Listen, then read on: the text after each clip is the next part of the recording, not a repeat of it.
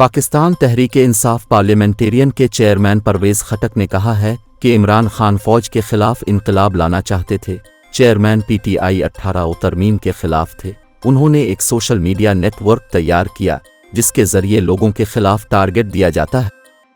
پشاور میں صحافیوں سے گفتگو کرتے ہوئے سابق وزیر دفاع پرویز خٹک نے کہا کہ چیئرمین پی ٹی آئی فوج کے خلاف انقلاب لانا چاہتا تھے۔ عمران خان 18 ترمیم کے خلاف تھے، وہ صدراتی نظام لانا چاہتے تھے۔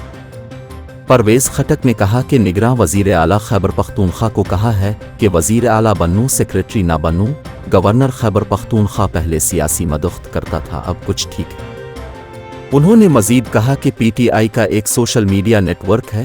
سوشل میڈیا نیٹ ورک کے ذریعے لوگوں کے خلاف ٹارگٹ دیا جاتا ہے۔ پی ٹی آئی پختونخوا کے اہم رہنما جلد پارلیمنٹرین کا حصہ ہوں گے۔ 2 ماہ میں پارٹی ایک طاقت بن کر ابھرے گی۔